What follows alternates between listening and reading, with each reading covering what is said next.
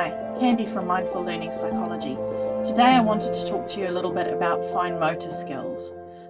So fine motor skills involve the fingers. They involve things like your pincer grip and your ability to safely and securely pick up things just using your forefinger and thumb. If we don't have fine motor skills, there's quite a few things that become a problem to master as we get older. One of the main things being writing. Without good fine motor skills, writing can become a little bit more tricky and a little bit more challenging. The fine motor skills strengthen all the muscles and everything in your hands here and enable you to be able to pick up a pen and hold that pen properly and not have your hand tire out. So for a student or a child who hasn't yet mastered good fine motor skills, writing can become quite exhausting because it can tire their hand out quite easily. So one of the things I like to do to build fine motor skills is use a tennis ball, and you just cut a slit in it so that when you squeeze the tennis ball at each side, it opens it kind of like a mouth. And this is quite a fun way to be able to work on fine motor skills. And I found that making challenges and learning and things you have to do fun means that there's a little bit more engagement from the child. So you squeeze the ball open and you pick up all the Lego bits, and the idea is to control it enough that you can pick up bits without it falling out and without you losing all the pieces that you've already gained. And then once you've collected up all the bits, you literally squeeze it and drop all the bits out again. So you're using fine motor skills for that. And then you change hands and you start the process again, and you see how many, different things you can pick up, shake them all out again at the end.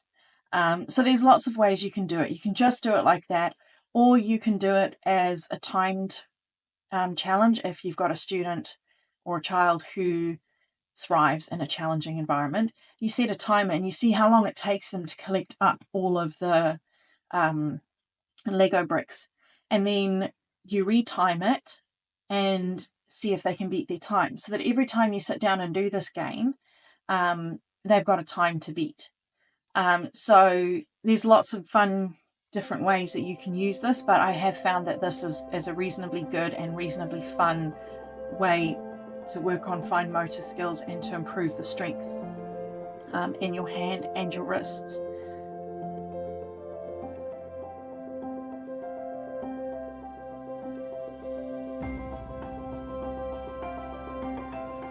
Hi, Candy from Mindful Learning Psychology. Today I wanted to share a game with you that you can have in your classroom as a resource that's great for working on concentrating skills. It's also great for working on fine motor skills, and it also works really well as a brain break activity. So it's just a little magnetic fishing set, and you use your fishing rod to go and get the fish or the sea animals out of the pond. So sometimes the magnets pick up too, but this is a really great resource for classrooms with younger children. For older children, you can actually make it a little bit more challenging in a number of ways. You can get them to hold the fishing rod just with their index finger and their thumb, and that requires a little bit more fine motor skill and a little bit more concentration than if you're holding it up here or with more than just your index finger and thumb. Another thing you can also do is you can blindfold older children, and that just makes it a little bit more challenging because you have to try and remember and figure out the distance between yourself and the fish pond to be able to make sure you get your magnet into the actual pond and knock down the sides. So yeah, this is another really good game and great activity for working lots of different aspects that are necessary for learning.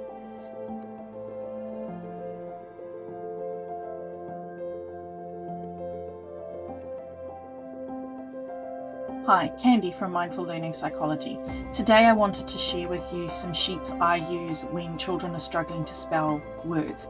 I like these sheets and I print them on yellow paper so that it's less intense for children's eyes, so there's no visual overload or excessive visual stimulant from the brightness of white paper. First thing you do is you put your word in the top box and you have the child say the word. Then you build the word. This can be built using letters. It can be built using Lego. I prefer Lego because a lot of children have a tendency to not be able to spell words because they can't visualize the word in their head when they need to spell it. And so in using Lego, it helps to make the Lego form look the same shape as the actual word itself in the say it section. And I found, especially with my son, that that was one key way where we were able to increase his ability to spell some of the words he was struggling with. And then you have them write it down at least 2 to 3 times, more if you can, just to get the word locked into that long-term memory where they'll be able to then recall it and bring it back up. So I like to use those. So I'll show you an example now. If we use the word play, so you write the word play, have the child say it. Usually a good idea to have them run their finger under it or to tap the letters if they're still sounding it out before they say the full word. Then you build it. And as I said, I like to use Lego. So these bricks here that have 8 dots on them, they represent the tall letters. So the ones that go above the line that you write on, or hanging letters, which are the ones that go below the line.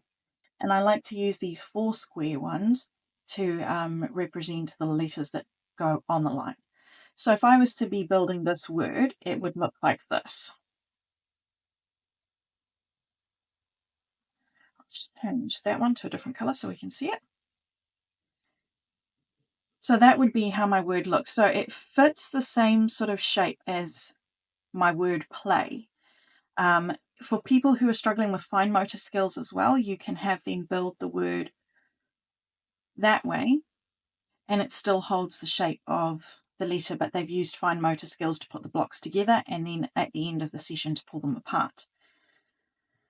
Then you get the child to write the word, writing the letters on the line, above the line, dropping them below the line as they're needing to be. And if they write it out more than once, it's easier to start getting it into their memory bank and start getting them to remember how to spell this word as soon as they see it. So obviously you'll need to do it more than once. A child's not going to learn how to spell the word play the first time they do this. You're going to need to repeat this process over and over again with the child until they have learnt to spell the word. So yeah, I found this to be a very, very good way of teaching them to spell. And it's a good one to use as well because you can use, as I said, magnetic letters or other things that represent letters. You can use letters that are on beads to build it. So there's lots of different tactile ways that you can help the child get the spelling of that word into their memory bank so that it's easy to recall.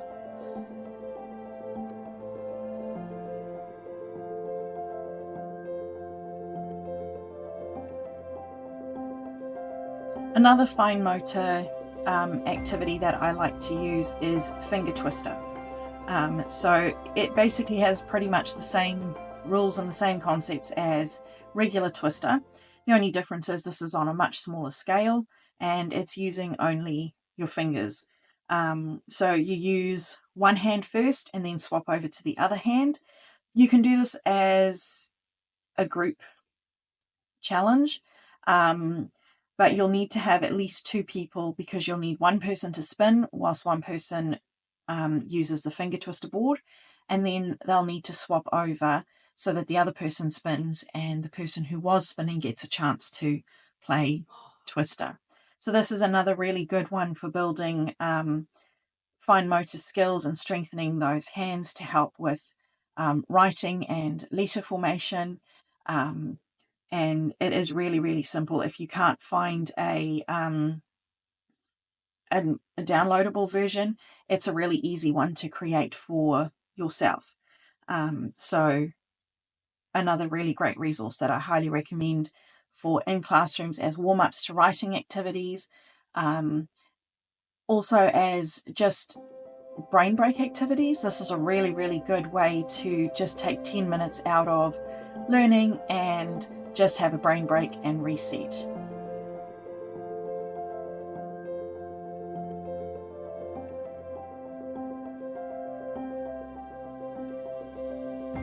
Hi, Candy from Mindful Learning Psychology. Today I want to share with you an activity that we have in our household that we use regularly.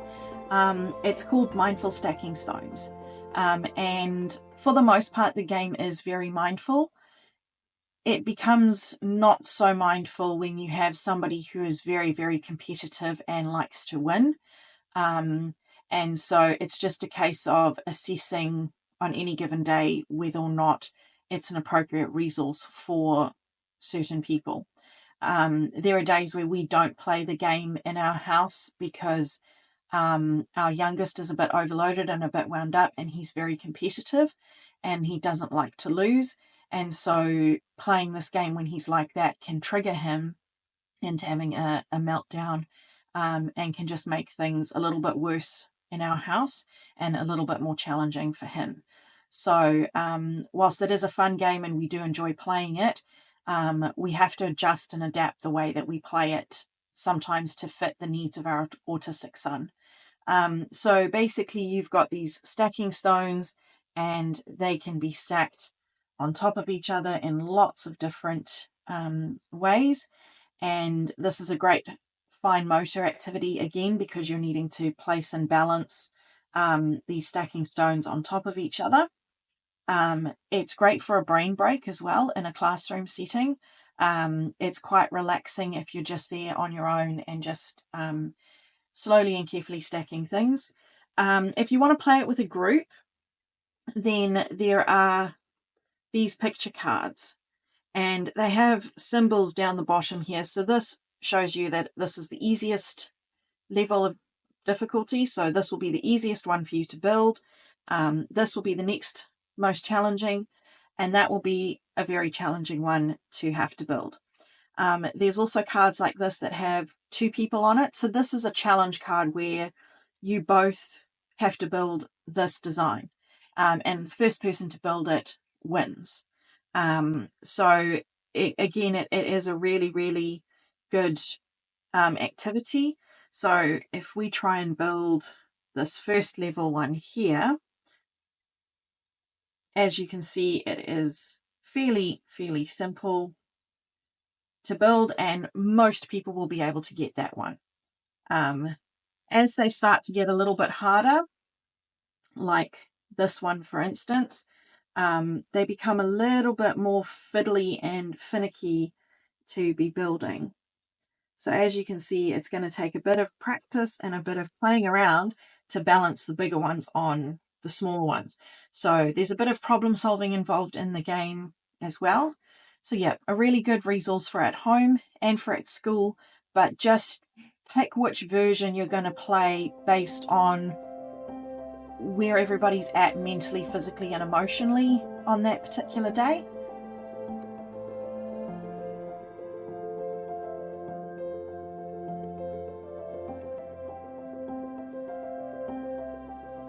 Hi, Candy from Mindful Learning Psychology. Another way I like to help children learn to spell. Some children it works for, some children it doesn't because there's a bit too much going on. But this was a technique I used with my autistic son in his final year at primary school. He was struggling a lot with spelling.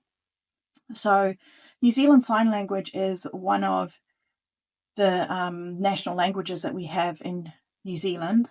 It, I think, is the third one alongside Māori and English. So I started using New Zealand Sign Language and their alphabet spelling system to teach my son how to spell. So basically we would sit there and we would learn the New Zealand Sign Language alphabet off of this chart here. And from there we would start to learn to spell out various words. So spelling out words like cat, we would go k, a, t. And what that did was that gave him a visual representation of letters. If he could see his hand like this, he knew that that was C and A, because the vowels go along the hand. So he was able to associate the visual with the letter, and that made spelling a little bit easier for him. So if you can teach children to finger spell in New Zealand Sign Language, that's another way that they can actually problem solve spelling for themselves, and they don't necessarily need huge amounts of support once they've grasped the concept of finger spelling. And for them, they can feel successful. It's something that they can do with their hands, so it's a sort of sensory aspect there as well to learning, and it's not something that can necessarily look too weird for some kids, because if you've got a classroom that's learning to spell using New Zealand Sign Language, they won't be the only one doing it. So this is another really good technique to help your children learn to spell, and it's a great way to start learning New Zealand Sign Language, which is one of our official languages here in New Zealand.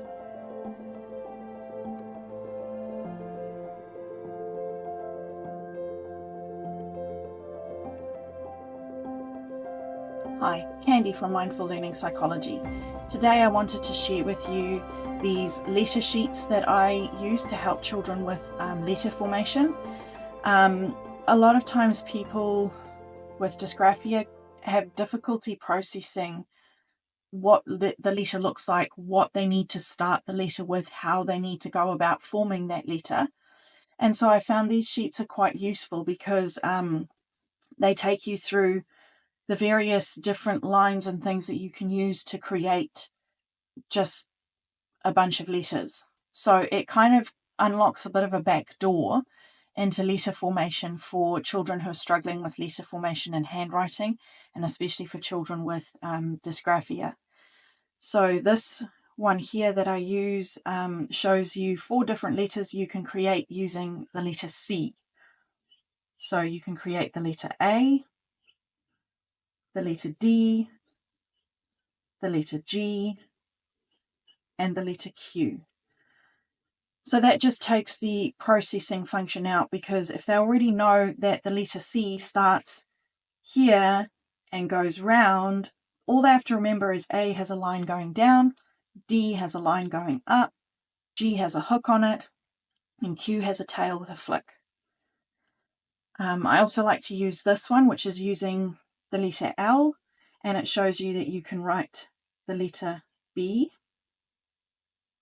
the letter H, the letter K can be written 2 ways, and the letter T.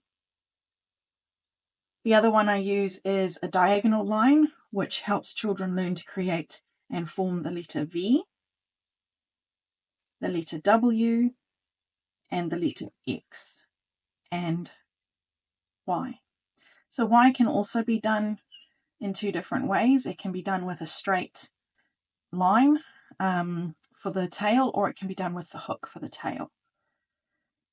The other one is using, again, an L type shape, but a much shorter one. And with that shape, I can form the letter I, the letter M, the letter N, and the letter R. So I use these sheets quite often with my autistic son who has ADHD as well, and they are quite useful in helping to get that letter formation sort of stuck into a memory bank and be able to easily recall what they look like.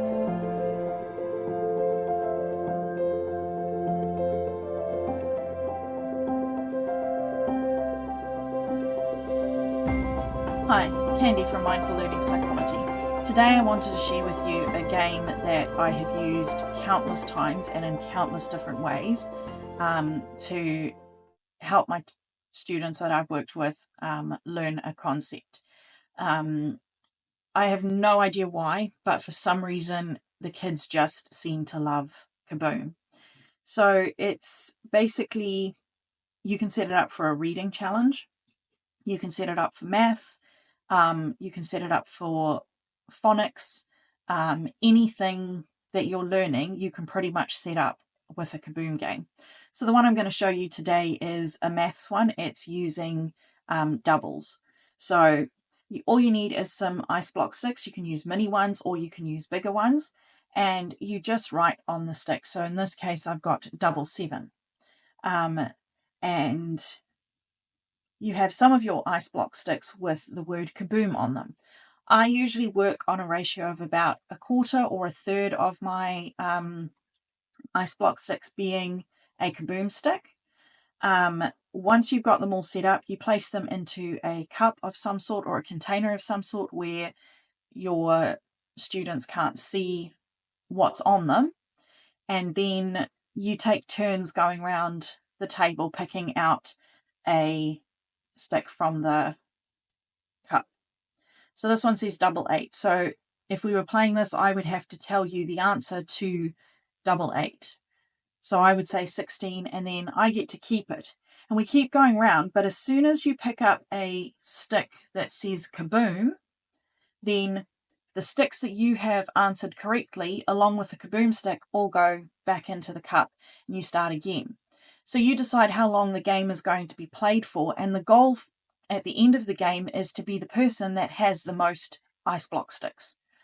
So it can be quite fun to play. It can be quite competitive. You can at one stage during the game be winning and have the most sticks, and all of a sudden you pick up a Kaboom and you're no longer in the lead, you're now at the bottom of the table. But for some reason, kids seem to learn very quickly and very easily using Kaboom. So it's a good activity to put on at the end of a lesson on the topic that you're teaching. It's also a good warm-up activity. Stick a group of kids doing the warm-up activity before they head on to their work related to their Kaboom activity. So yeah, I really, really like Kaboom and I use it quite often. So easy one to set up. And your kids will absolutely have a blast, and it will be a game they ask for time and time again. So yeah, have a go. Thanks for listening. Like and subscribe for more.